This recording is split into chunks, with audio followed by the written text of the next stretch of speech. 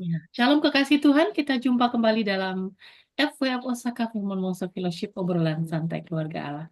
Malam hari ini kita akan diberkati dengan pelayanan firman yang dibawakan oleh hambanya Pastor Juni Bale dari Makassar dengan eksposisi Hosea 5. Kita akan awali dalam doa. Saya mohon kesediaan Pastor Freddy untuk memimpin kita di dalam doa. Silakan Pastor. Baik, mari. Ya, baik. Mari kita berdoa. Bapa, kami bersyukur akan kasih-Mu. Engkau telah menyatukan kami di malam yang indah ini. Biar kami boleh menerima sebagian daripada firman-Mu untuk menguatkan kami dan membuka pikiran kami, agar kami hari akan terus lebih dalam memahami Engkau, Tuhan. Engkau berkati juga Juni Bale, agar senantiasa sukacita keluarga diberkati, dan kebahagiaan yang senantiasa bersama keluarga ini. Tuhan, terima kasih Tuhan. Kami semua yang hadir, kiranya Roh-Mu yang kudus membuka pengertian agar kami juga boleh mengerti apa yang disampaikan. Terima kasih Tuhan, hanya dalam nama Tuhan Kristus, Yesus Kristus kami telah berdoa. Amin. Amin. Untuk hambanya Pastor Juni Bale, kami silakan.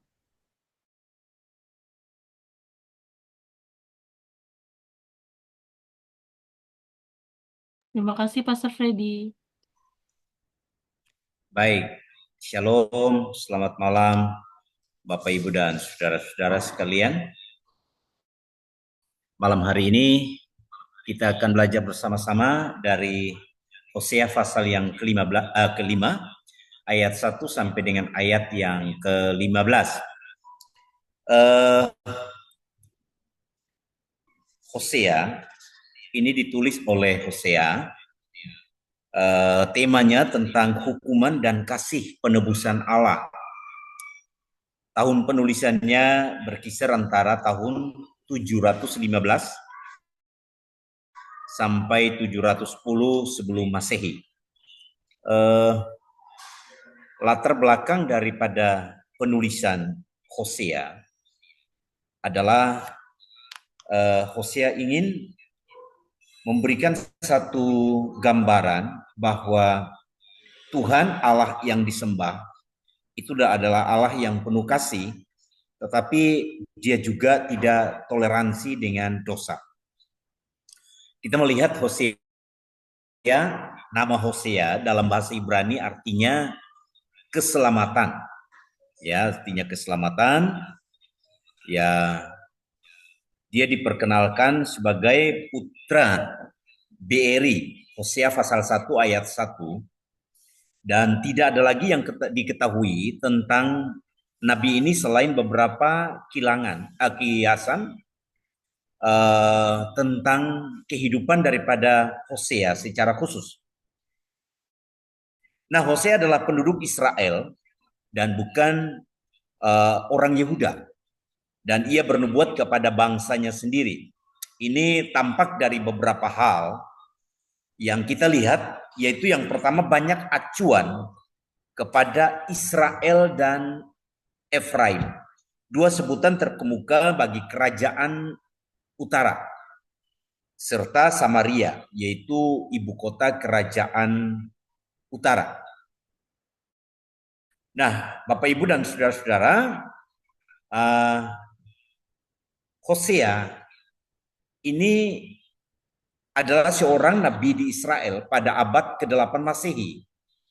Ia adalah salah seorang dari ke-12 nabi kecil dalam kitab suci Ibrani dan dalam perjanjian lama yang kita pegang, dan tidak ditemukan dengan lengkap tentang kehidupan atau status sosial daripada Hosea. Akan tetapi menurut kitab Hosea, ia menikah dengan seorang pelacur bernama Gomer, anak Diblaim, atas perintah Allah. Jadi kehidupan pernikahannya dengan Gomer tersebut merupakan gambaran mengenai relasi Allah dengan umatnya dan dipertontonkan kemerosotan Israel pada waktu itu. Jadi kemerosotan daripada kehidupan orang-orang Israel pada waktu itu. Hosea memiliki 3 orang anak yang diberi nama masing-masing secara simbolis, yaitu Yisriel, Lo Ruhama, dan Lo Ami. Ya. Nah, pelayanan Hosea kepada kerajaan utara terjadi segera setelah pelayanan Amos. Jadi setelah Nabi Amos, maka muncullah Nabi Hosea, seorang Nabi Yehuda yang bernubuat kepada Israel. Hanya kitab Nabi Amos dan Hosea di Perjanjian Lama dan seluruh beritanya dialamatkan ke kerajaan utara dan dinubuatkan kebinasaannya yang akan datang.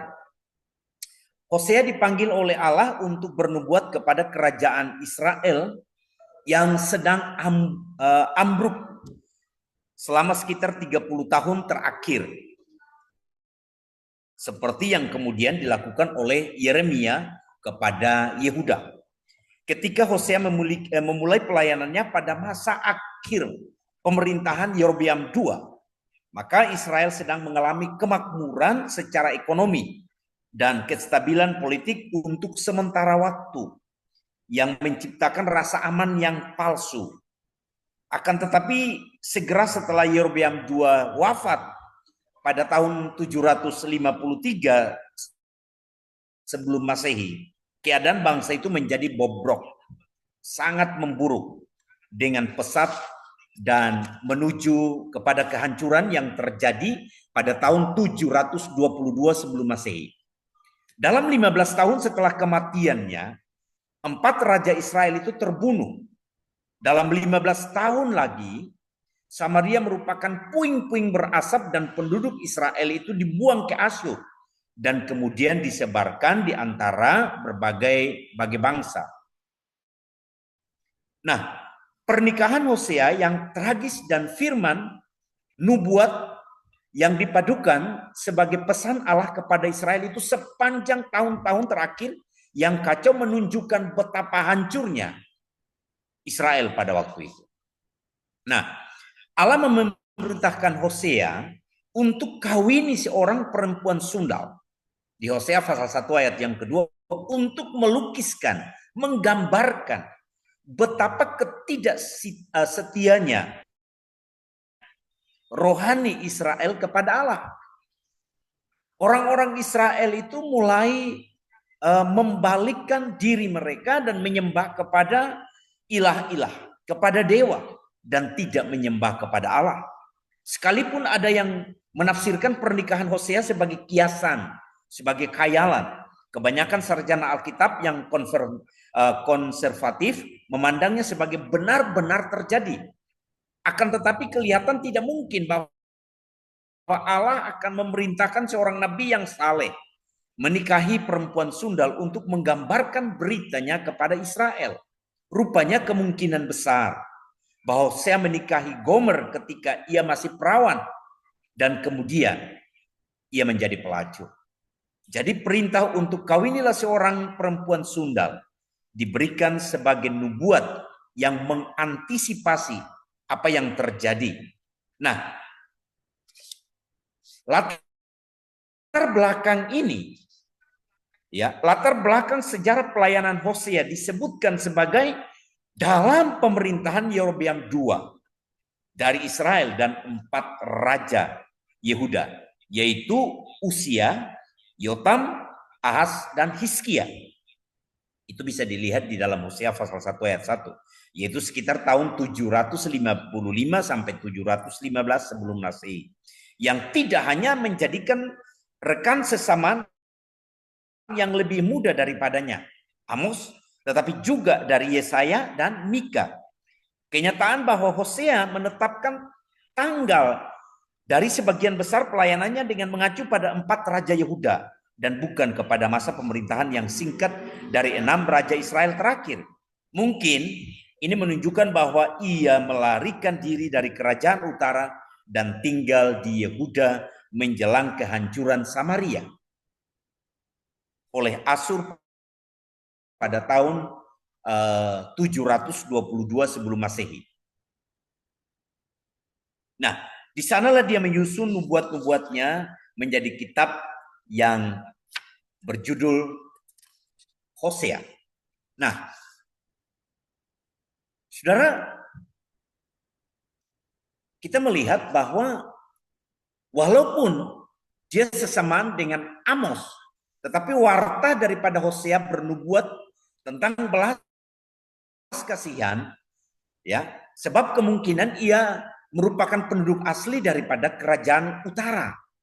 Dasar pewartaan Hosea adalah kasih Allah terhadap umat dan harapannya agar supaya Israel ini tetap menghayati, ya, tetap menghayati Allah,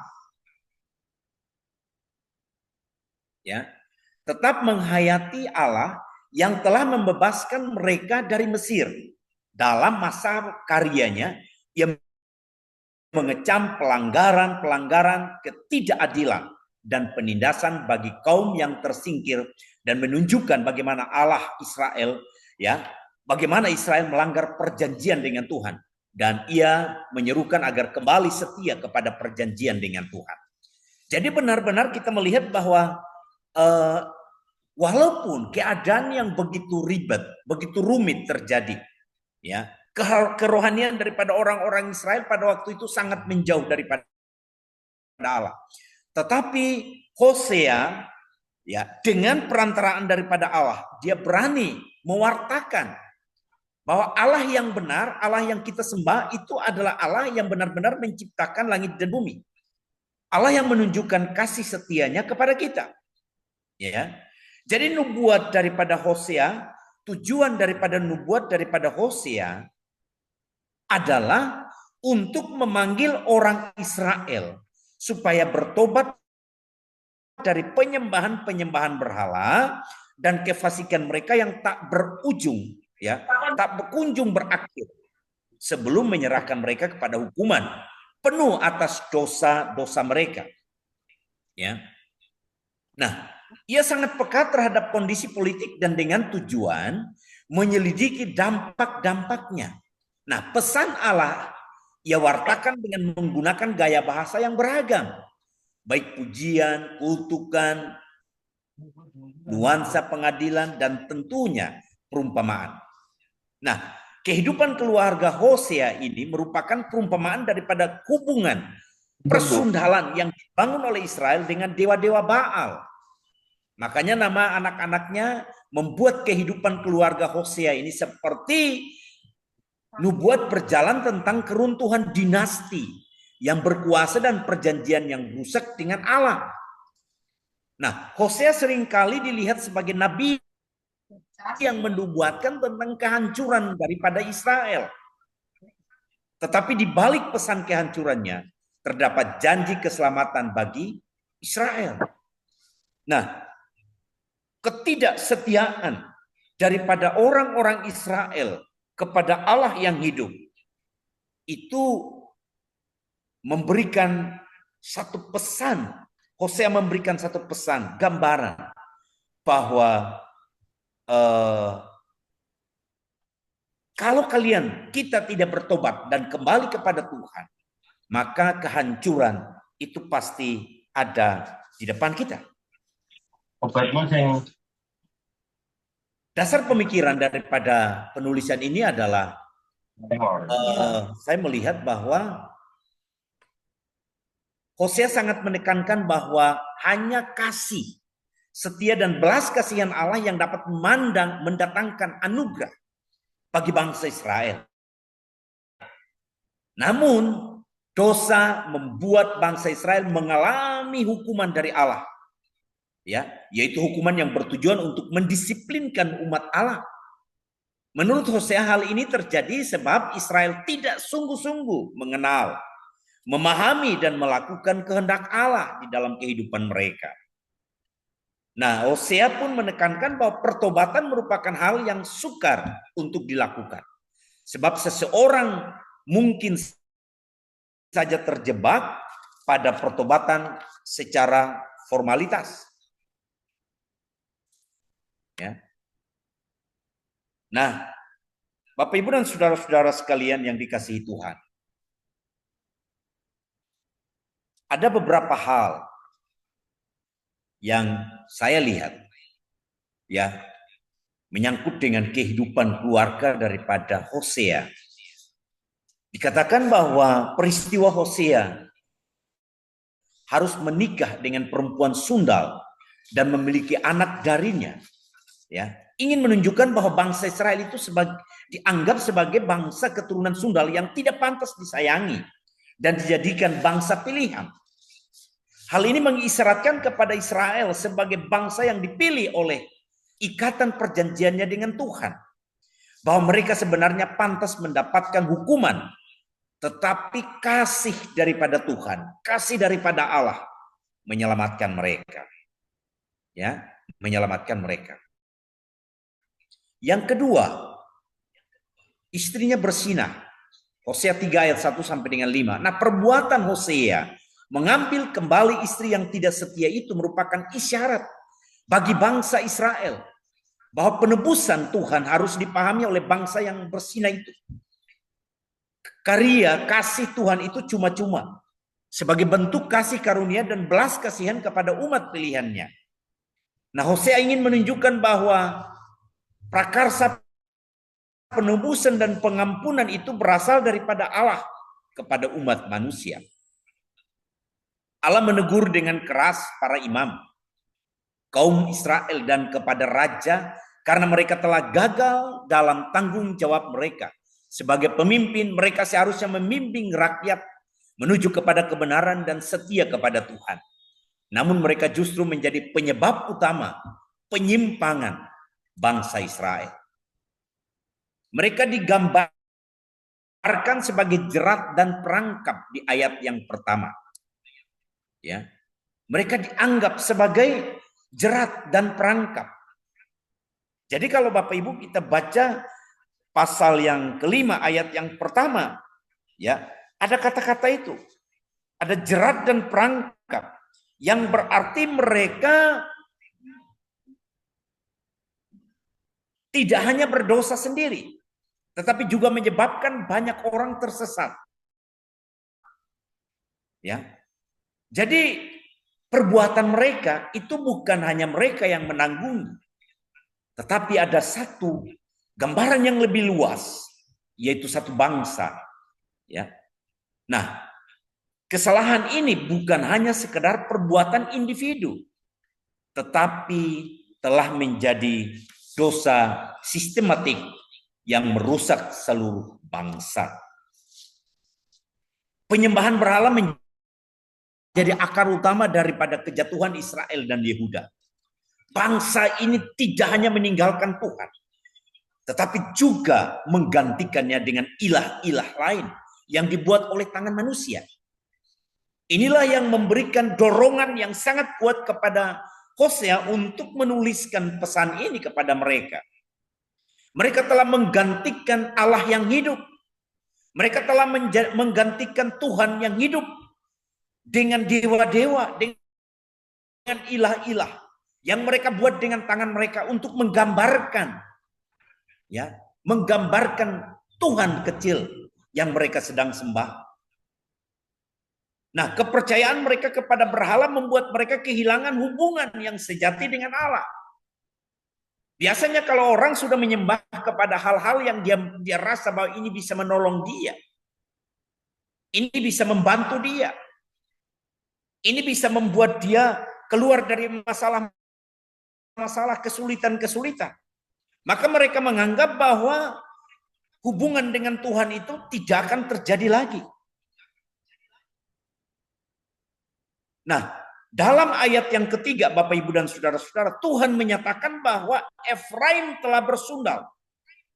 Yang secara simbolis berarti Israel telah berpaling dari kesetiaan kepada Tuhan dan memilih untuk bersekutu dengan dewa-dewa yang lain.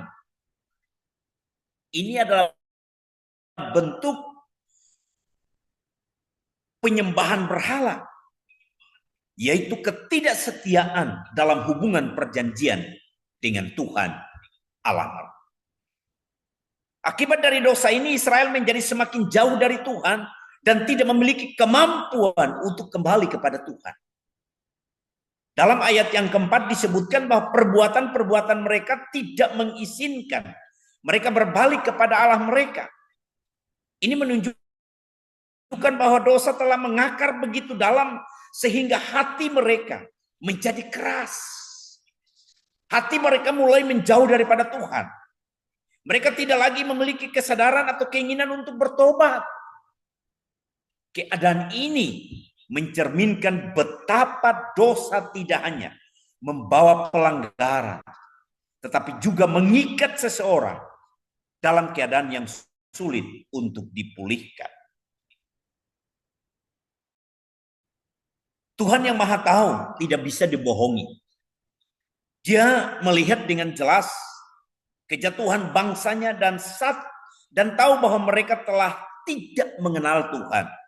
Ayat yang keempat. Meskipun mereka masih melakukan ritual-ritual keagamaan, hati mereka telah jauh daripada Tuhan. Mereka mungkin masih membawa korban persembahan dan melakukan berbagai-bagai upacara ibadat, tetapi semua itu sia-sia karena hati mereka tidak sungguh-sungguh mencari Tuhan. Dan inilah yang menjadi persoalan besar. Ketika kita datang untuk menyembah Tuhan, memuji Tuhan, dan memberikan persembahan-persembahan di sana, tetapi hati mulai menjauh daripada Tuhan. Inilah yang diingatkan, ditekankan oleh Hosea di bagian yang pertama ini.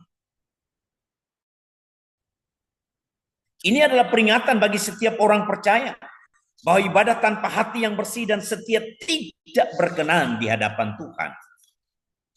Hukuman Tuhan tidak bisa dihindari karena mereka terus-menerus berbuat dosa dan menolak untuk bertobat.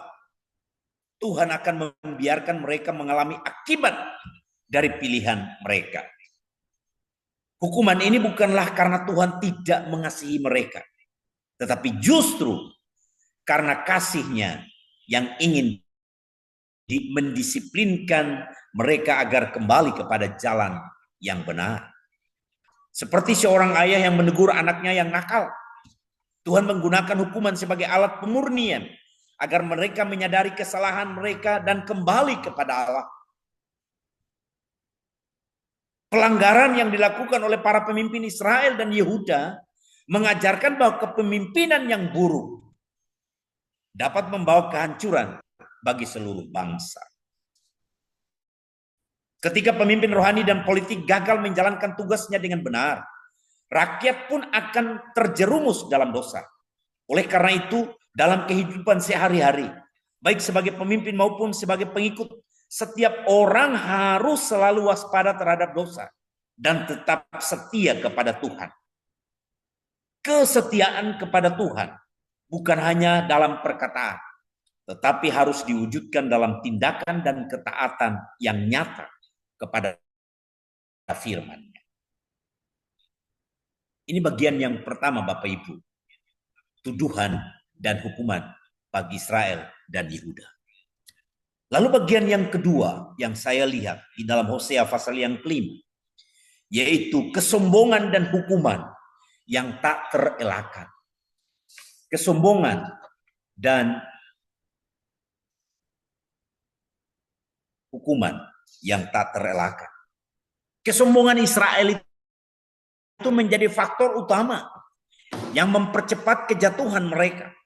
Dalam ayat yang kelima, pasal 5 ayat yang kelima dikatakan bahwa kecongkakan Israel menjadi saksi melawan dia. Yang berarti bahwa sikap mereka sendiri telah membuktikan kesalahan mereka di hadapan Tuhan. Kesombongan ini membuat mereka menolak teguran dan tidak mau bertobat. Mereka bahkan merasa mereka cukup kuat dan tidak membutuhkan Tuhan. Padahal kenyataannya mereka semakin jauh dari perlindungan dan berkat-Nya.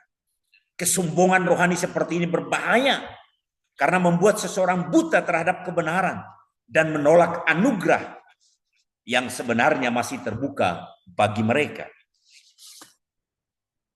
Bapak, Ibu, dan saudara-saudara sekalian, dosa kesombongan ini bukan hanya terjadi di antara rakyat biasa, tetapi juga melibatkan pemimpin mereka. raja-raja, imam-imam, dan orang-orang berpengaruh di Israel merasa bahwa mereka bisa mengandalkan kekuatan politik, ekonomi, dan militer. Mereka tanpa harus tunduk kepada Tuhan. Namun dalam kenyataannya, semua yang mereka banggakan itu tidak bisa menyelamatkan mereka dari murka Tuhan. Tuhan telah berulang kali mengirimkan nabi-nabi untuk memperingatkan mereka, tetapi mereka tetap keras kepala dan menolak untuk bertobat. Akibat dari kesombongan itu, Tuhan menetapkan hukuman yang tidak terelakkan bagi Israel. Ayat yang kelima menegaskan bahwa mereka akan jatuh karena dosa mereka sendiri. Ini menunjukkan bahwa kejatuhan mereka bukan karena faktor eksternal semata, tetapi lebih disebabkan oleh dosa yang mereka pelihara sendiri. Tuhan sebagai hakim yang adil membiarkan mereka menuai akibat dari perbuatan-perbuatan mereka. Dan prinsip ini Bapak Ibu berlaku bagi setiap orang.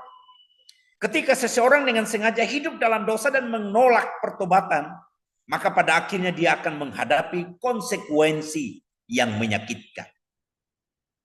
Hukuman yang akan datang ini tidak hanya menimpa Israel, tetapi juga menimpa Yehuda. Sekalipun Yehuda masih memiliki beberapa raja yang setia kepada Tuhan, mereka tetap terpengaruh oleh dosa yang sama. Tuhan tidak membedakan antara Israel dan Yehuda dalam hal penghukuman, karena keduanya telah melanggar perintah Allah.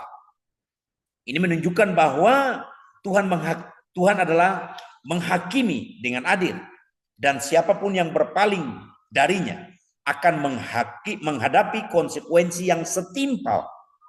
Tidak peduli seberapa besar atau kecil status mereka di dunia ini. Peringatan ini menjadi relevan bagi kita saat ini. Kesombongan seringkali membuat seseorang merasa dia bisa hidup tanpa Tuhan. Seseorang mungkin berpikir bahwa keberhasilan, kekayaan, dan kecerdasan adalah hasil usahanya sendiri, tanpa perlu berharap kepada Tuhan. Namun, sikap ini seperti sangat berbahaya, karena dapat menjauhkan seseorang dari anugerah dan perlindungan Tuhan. Kesombongan bukan hanya sekedar sikap hati, tetapi juga menjadi alasan utama mengapa seseorang jauh dan jatuh ke dalam kehancuran. Oleh sebab itu, kita harus belajar dari kesalahan Israel dan Yehuda.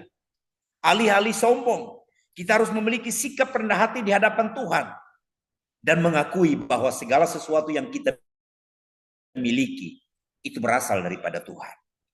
Hanya dengan merendahkan hati dan mencari Tuhan dengan segenap hati kita dapat terhindar dari hukuman dan tetap setia dalam kasih karunia-Nya.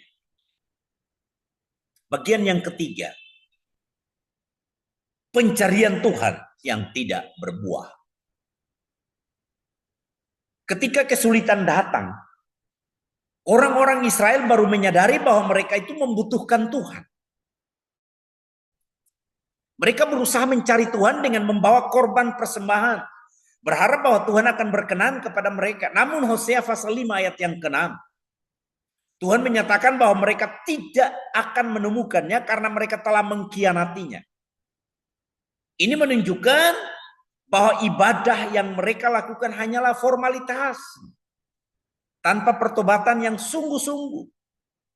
Tuhan tidak bisa disuap dengan korban atau ritual keagamaan jika hati kita atau hati mereka tetap jauh darinya. Keadaan ini menunjukkan bahwa ada waktu ketika pertobatan tidak lagi berbuah. Selama bertahun-tahun, Tuhan telah memberi mereka kesempatan untuk bertobat, mengutus nabi-nabi, dan memberikan peringatan-peringatan kepada mereka. Namun, karena mereka terus-menerus menolak untuk berubah, tibalah saat di mana Tuhan menarik diri dari mereka. Ini bukan berarti Tuhan tidak lagi berbelas kasihan, tetapi menunjukkan konsekuensi serius dari sikap keras hati yang terus-menerus. Mereka ingin mencari Tuhan hanya ketika mereka mengalami kesulitan semata. Mereka ingin mencari Tuhan ketika mereka hanya membutuhkan Tuhan untuk menolong dalam hal-hal yang mereka inginkan. Tetapi selama ini mereka telah dengan sadar menolak Tuhan. Bapak, Ibu, dan saudara-saudara sekalian, penarikan diri Tuhan dalam ayat ini sangat menakutkan. Tuhan yang selama ini berusaha memanggil mereka kembali, kini membiarkan mereka merasakan akibat dari dosa mereka sendiri. Mereka mungkin masih melakukan ibadah dan membawa korban, tetapi tanpa hubungan yang sejati dengan Tuhan, semua itu menjadi sia-sia. Korban mereka, penyembahan mereka itu menjadi sia-sia. Hal ini menjadi peringatan bahwa ibadah tanpa kesetiaan dan ketaatan tidak akan mendatangkan pertolongan Tuhan. Hubungan dengan Tuhan bukanlah hanya sekedar ritual, tetapi harus disertai dengan hati yang sungguh-sungguh di dalam mencari Tuhan. Keadaan ini mencerminkan bagaimana banyak orang dalam kehidupan modern.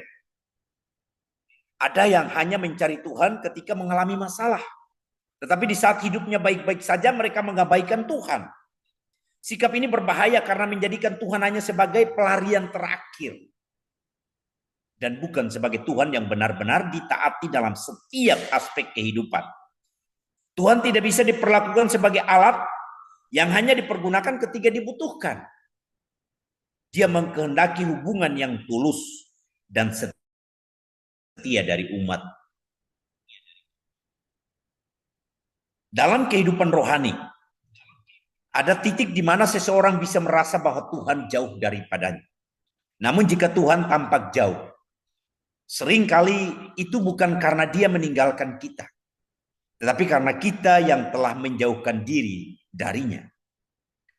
Jika kita terus-menerus hidup dalam dosa dan menolak teguran Tuhan darinya, jika kita akan kehilangan kepekaan terhadap hadiratnya. Ketika pencobaan datang dan kita mencoba lari dari Tuhan tanpa pertobatan yang sejati, kita mungkin tidak akan menemukan Tuhan karena hati kita masih terikat dengan dosa. Pelajaran penting dari bagian yang ketiga ini adalah bahwa kita harus mencari Tuhan selagi masih ada kesempatan. Tuhan tidak pernah menolak orang yang datang kepadanya dengan hati yang hancur dan penuh dengan pertobatan.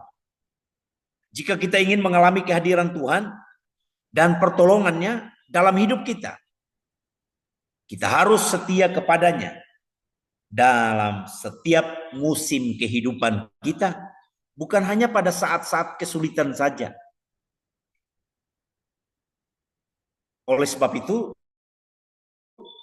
ketika bangsa Israel mencari Tuhan, seolah-olah mereka tidak menemukan Tuhan. Pencarian yang tidak berbuah. Bagian yang keempat dari pasal 5 Hosea. Penghakiman dan murka Tuhan.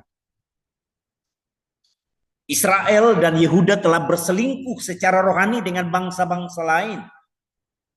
Dalam Hosea pasal yang kelima ayat yang ketujuh, Tuhan menegur mereka karena mereka tidak setia kepadanya dan malah mencari perlindungan serta aliansi dengan bangsa-bangsa yang lain. Mereka berpikir bahwa kekuatan politik dan hubungan dengan bangsa-bangsa asing dapat menyelamatkan mereka dari ancaman musuh. Namun, tindakan ini justru menunjukkan bahwa mereka tidak mempercayai Tuhan sebagai satu-satunya pelindung mereka. Seperti seorang suami yang dikhianati oleh istrinya. Tuhan melihat perbuatan mereka sebagai persinahan rohani yang sangat menyakitkan hatinya. Akibat dari pengkhianatan ini, Tuhan akan memandang hukuman yang tak terhindarkan. Hosea pasal yang kelima ayat 8-9 menggambarkan bagaimana peperangan dan perusakan yang menimpa bangsa Israel dan Yehuda. Bunyi sangkakala di Gibea dan Ramah adalah tanda bahaya, mengisyaratkan bahwa penghukuman sudah sangat dekat. Tuhan akan menyerahkan mereka ke dalam tangan musuh. Dan tidak ada yang bisa menghentikan kehancuran yang akan datang. Ketika Tuhan menetapkan penghukuman, tidak ada lagi kekuatan manusia yang mampu melawannya. Dalam ayat 12, Tuhan menggambarkan murkanya dengan dua metafora yang sangat kuat. Aku seperti ngengat bagi Efraim dan seperti kebusukan bagi kaum Yehuda. Perumpamaan ini menunjukkan bahwa murka Tuhan tidak datang secara tiba-tiba, tetapi perlahan-lahan menghancurkan mereka dari dalam, seperti ngengat yang secara diam-diam menggerogoti pakaian hingga rusak. Demikian juga dosa-dosa mereka menyebabkan kehancuran yang bertahap, pelan-pelan tapi pasti. Begitu juga seperti kebusukan yang menyebar, membuat sesuatu menjadi rapuh dan hancur. Tuhan membiarkan Israel dan Yehuda mengalami kehancuran karena dosa mereka sendiri. Perumpamaan ini mengingatkan kita bahwa seringkali hukuman Tuhan datang secara bertahap. Bukan langsung dalam satu kali pukulan. Tuhan memberi waktu bagi umatnya untuk menyadari kesalahan-kesalahan mereka dan bertobat. Namun jika mereka tetap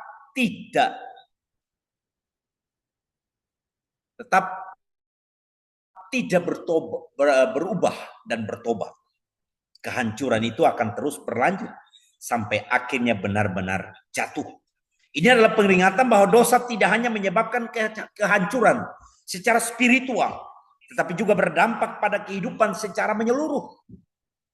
Dosa akan membuat segala sesuatu menjadi hancur, bukan hanya hal-hal rohani, tetapi hal-hal secara jasmani. Penghakiman ini juga menunjukkan keadilan Tuhan.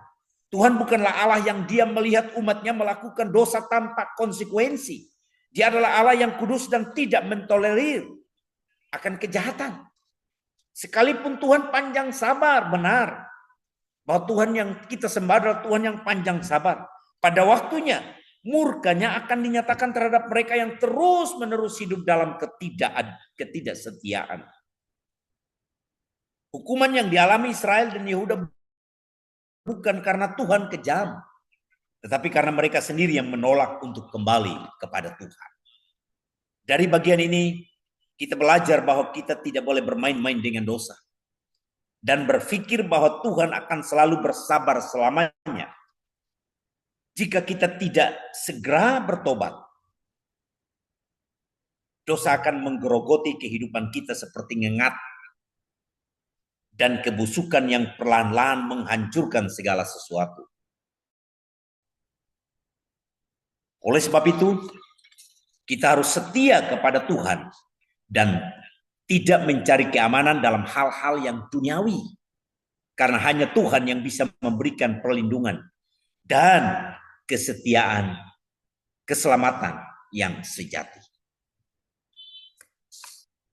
Bapak, Ibu, dan saudara-saudara yang dikasihi Tuhan, bagian yang kelima atau hal yang kelima yang saya pelajari di Hosea pasal yang kelima adalah ketergantungan pada bangsa asing itu tidak menolong. Ketika Israel dan Yehuda menghadapi ancaman-ancaman, mereka mencari pertolongan kepada bangsa lain, khususnya kepada bangsa Asyur. Dalam Hosea pasal 5 ayat yang ke-13 dinyatakan bahwa Israel melihat dirinya lemah dan sakit. Tetapi alih-alih berbalik kepada Tuhan, mereka justru meminta bantuan kepada Raja Asyur.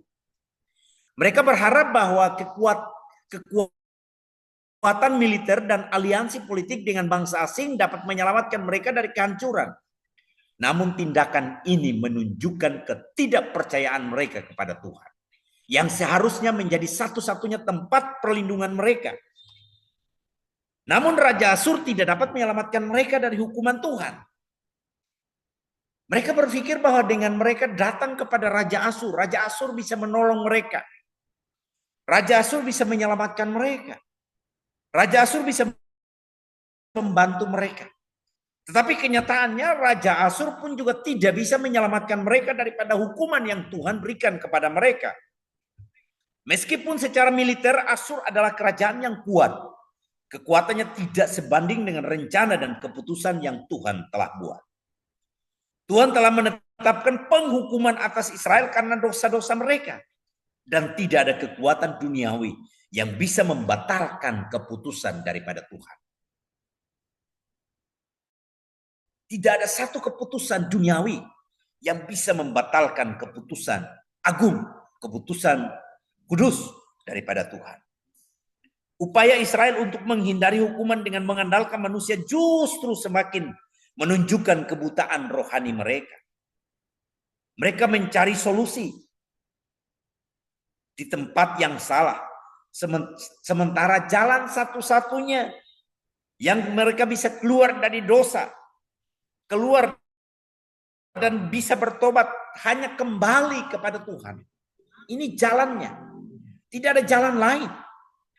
Tidak ada jalan kepada pemerintahan yang punya kuasa, punya otoriter yang hebat, punya militer yang kuat.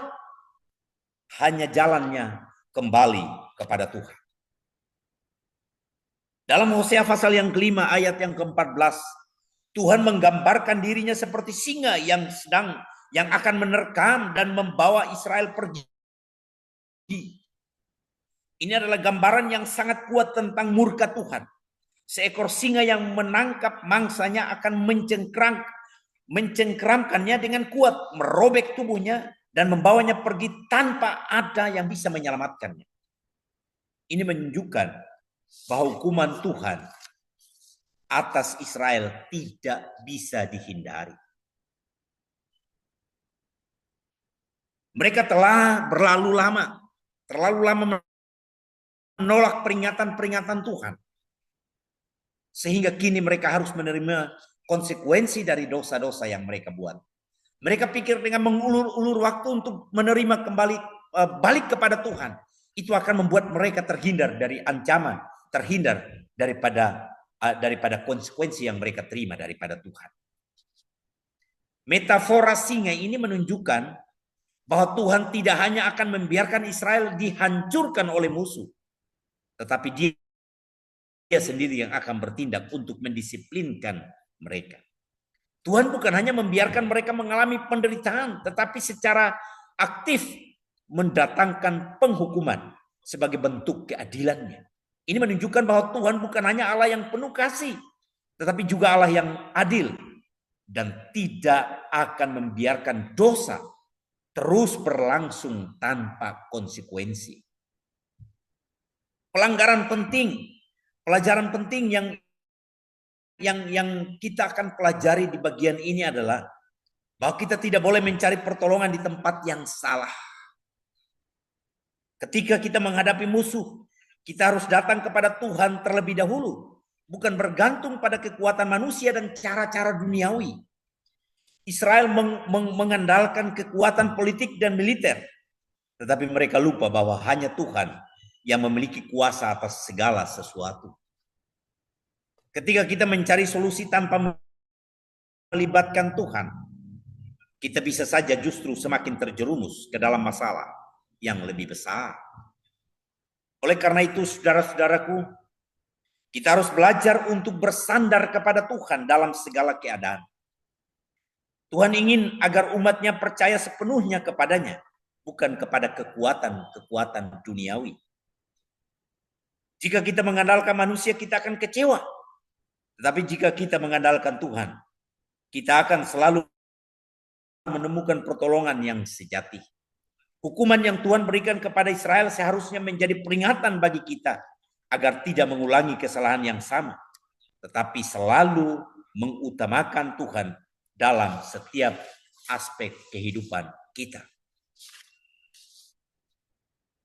Bagian yang ke-6 dari Hosea pasal yang kelima adalah janji pemulihan setelah pertobatan. Dalam Hosea pasal yang kelima, ayat yang ke-15. Tuhan menyatakan bahwa dia akan menunggu sampai Israel mengakui kesalahan mereka dan dengan sungguh-sungguh mencari akan wajah Tuhan. Tuhan tidak serta-merta menghancurkan Israel tanpa alasan. Tetapi dia ingin mereka menyadari dosa mereka dan kembali kepadanya. Ini menunjukkan bahwa tujuan utama dari penghukuman bukanlah untuk membinasakan mereka, melainkan untuk membawa mereka kembali kepada pertobatan. Seperti seorang ayah yang mendisiplinkan anaknya, Tuhan memberikan hukuman dengan maksud membimbing umatnya ke jalan yang benar. Tuhan memahami bahwa seringkali manusia itu baru menyadari kesalahannya ketika mengalami penderitaan. Dalam kemakmuran dan kenyamanan, Israel menjadi sombong dan melupakan Tuhan. Mereka lebih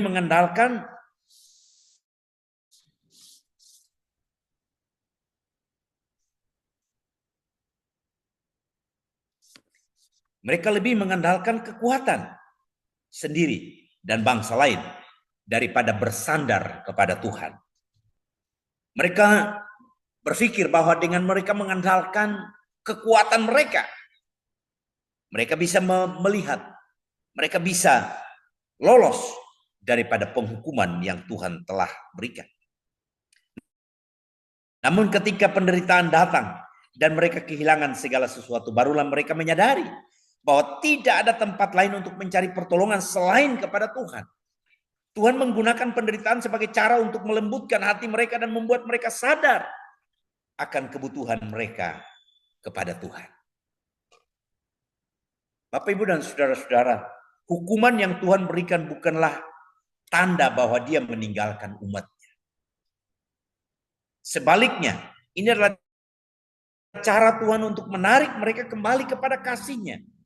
Dalam Alkitab kita sering kali melihat bahwa ketika umat Tuhan bertobat, Tuhan dengan setia menerima mereka kembali. Ini menunjukkan sifat Tuhan, karakter Tuhan yang penuh kasih dan pengampunan. Dia tidak ingin umatnya binasa, tetapi ingin mereka kembali kepadanya dan hidup dalam hubungan yang benar dengannya. Kunci dari pemulihan adalah pertobatan yang sejati. Kunci dari pemulihan hubungan kita dengan Tuhan itu adalah pertobatan yang sejati. Tuhan tidak hanya menginginkan pengakuan dosa yang dangkal atau sekedar rasa bersalah. Dia ingin umatnya benar-benar mencari wajah-Nya dan mengubah hidup mereka. Ini berarti mereka harus meninggalkan penyembahan berhala, berhenti mengandalkan bangsa lain, dan kembali kepada Tuhan dengan hati yang tulus. Pertobatan sejati bukan hanya kata-kata, tetapi juga tindakan nyata yang menunjukkan akan perubahan hidup. Bagian ini mengajarkan bahwa sekalipun Tuhan mendisiplinkan kita, Dia selalu menyediakan jalan untuk kembali kepadanya.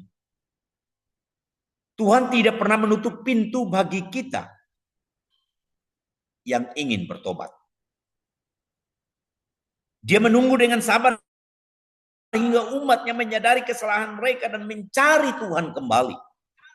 Ini adalah bukti kasih setia Tuhan yang tidak pernah berubah. Sekalipun umatnya seringkali gagal dalam kesetiaan mereka kepada Tuhan. Sebagai orang-orang percaya, Bapak, Ibu, dan saudara-saudara, kita harus belajar dari kesalahan bangsa Israel. Ketika kita menghadapi penderitaan, alih-alih berontak atau mencari solusi di luar Tuhan, kita harus segera datang kepadanya dalam pertobatan. Tuhan selalu siap menerima kita kembali dan memulihkan hidup kita. Hukuman yang Tuhan izinkan dalam hidup kita bukanlah tanda bahwa Dia meninggalkan kita, tetapi justru bukti yang nyata bahwa Dia masih mengasihi kita dan ingin melihat kita kembali kepada jalan yang benar. Bapak, Ibu, dan saudara-saudara sekalian yang dikasihi Tuhan, kesimpulan daripada Hosea pasal yang kelima. Hosea pasal yang kelima mengajarkan bahwa ketidaksetiaan kepada Tuhan itu membawa hukuman. Ya. Seperti yang dialami oleh bangsa Israel. Dan ketika mereka berpaling darinya dan lebih mengandalkan bangsa-bangsa asing, penyembahan berhala dan ketergantungan pada kekuatan duniawi membuat mereka terpisah daripada Tuhan, sehingga hukuman menjadi tak terelakkan. Namun tujuan utama daripada teguran dan hukuman Tuhan bukanlah untuk menghancurkan, melainkan untuk membawa umatnya kembali kepadanya. Tuhan selalu membuka jalan pertobatan bagi mereka yang dengan tulus mencarinya, karena kasihnya lebih besar daripada murkanya. Bapak, Ibu, dan saudara-saudara,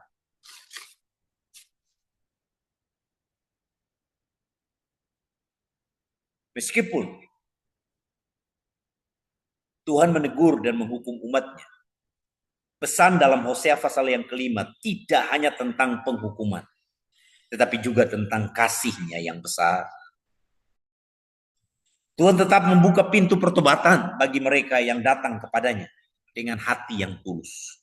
Hukuman yang Tuhan izinkan dalam hidup mereka bukanlah tujuan akhir, tetapi alat yang digunakan untuk membawa mereka kembali kepadanya. Penderitaan yang mereka alami menjadi kesempatan bagi mereka untuk menyadari bahwa dosa mereka, kesalahan mereka, dan mereka harus mencari wajah Tuhan. Kesimpulan yang kedua, melalui pasal ini kita diingatkan bahwa pertobatan sejati bukan hanya sekedar pengakuan dosa, tetapi juga perubahan hati, ya, perubahan hati dan tindakan nyata. Tuhan tidak pernah menutup pintu bagi mereka yang ingin kembali kepadanya, tetapi menunggu dengan sabar hingga umatnya menyadari kesalahan mereka. Oleh karena itu, Bapak, Ibu, dan saudara-saudara, kita harus belajar untuk tidak mengandalkan kekuatan sendiri atau mencari solusi di luar Tuhan ketika menghadapi kesulitan-kesulitan. Sebaliknya, kita harus datang kepada Tuhan dengan hati yang rendah dan penuh pertobatan. Karena hanya dalam Tuhan ada pemulihan dan berkat sejati. Oleh karena itu, pesan daripada Hosea pasal yang kelima adalah agar kita tidak bergantung kepada kekuatan duniawi atau mencari solusi di luar Tuhan untuk menghadapi akan kesulitan-kesulitan yang ada. Ketika kita menghadapi tantangan hidup, kita harus datang kepada Tuhan dalam pertobatan dan mencarinya dengan sungguh-sungguh. Tuhan ingin memulihkan hidup kita. Dia akan selalu menunggu kita kembali, asalkan kita dengan tulus mencari akan wajahnya. Saya percaya bahwa Tuhan kita adalah Tuhan yang Maha Pengampun, Tuhan yang senantiasa mengasihi kita, dan Dia tidak mengingat-ingat akan setiap pelanggaran dan dosa kita apabila kita dengan sungguh-sungguh kembali kepada Tuhan. Saya percaya bahwa hidup kita senantiasa menjadi berkat bagi orang lain. Dari Hosea pasal yang kelima ini, saya percaya kita belajar beberapa hal. Ya, kita belajar beberapa hal bahwa penyembahan berhala membuat dewa yang lain selain daripada Tuhan untuk disembah. Itu sangat menyakitkan hati Tuhan. Yang kedua, kita tidak boleh mencari akan perlindungan, mencari pertolongan di luar Tuhan, di dalam hal-hal duniawi. Meminta pertolongan kepada orang-orang yang mungkin menurut kita kuat, pintar, kaya, dan sebagainya. Perlindungan kita hanya di dalam Tuhan. Karena Dia yang menolong kita, Dia yang memampukan kita untuk melewati masa-masa ini bersama dengan Tuhan. Tuhan Yesus memberkati kita semua. Amin. Mari kita berdoa. Tuhan, terima kasih, kami bersyukur kepadamu. Kami percaya Tuhan bahwa firman Tuhan telah kami dengar. Pelajaran malam hari ini mengingatkan kami kembali bahwa Tuhan adalah Tuhan yang sungguh-sungguh mengasihi kami. Tuhan yang ingin supaya kami tidak menyembah kepada ilah-ilah yang lain, dewa-dewa yang lain di luar Tuhan. Kami menyembah kepada Tuhan Allah yang hidup, Tuhan Allah yang berkuasa, yang senantiasa memberikan kesempatan kepada kami untuk bertobat dan kembali kepada Dia. Tuhan, malam hari ini Engkau anugerahkan kepada kami kekuatan, kemampuan, supaya di dalam hidup kami senantiasa Tuhan, kami boleh sungguh-sungguh kepada Tuhan. Karena kami tahu bahwa Tuhan senantiasa memberikan kami kesempatan untuk kami kembali. Pintu pertobatan itu telah terbuka lebar buat kami. Setiap hari, setiap saat. Supaya kami belajar, kami menyadari bahwa Tuhan Allah yang kami sembah adalah Tuhan yang Allah yang hebat, yang luar biasa, yang mengasihi kami. Terima kasih Bapak Surgawi, berkati kami semua yang hadir malam hari ini. Biarlah firman Tuhan ini berbicara di dalam hidup kami malam ini. Dan kami boleh beristirahat dengan baik. Kami boleh istirahat dengan nyenyak. Dan besok pagi Tuhan, kami boleh bangun dengan keadaan yang baik. Dan kami boleh kembali beribadah di hari besok dengan hati yang sukacita. Terima kasih. Berkati kami semua malam hari ini di tempat di mana kami berada. Perlindungan daripada Tuhan boleh turun atas hidup kami. Kami berdoa biar kami semua diberkati Tuhan malam hari ini. Kami boleh menikmati akan berkat pertolongan Tuhan dalam hidup kami. Terpujilah namamu, di dalam nama Tuhan kami Yesus Kristus, kami mengucap syukur dan berdoa. Haleluya. Amin. Amin. Amin. Terima kasih Ibu Ayu, saya serahkan kembali kepada Ibu Ayu. Tuhan Yesus memberkati. Ya, terima kasih Pastor untuk firman yang sudah dibagikan malam hari. Sama-sama Bu. Kita akan masuk ke diskusi.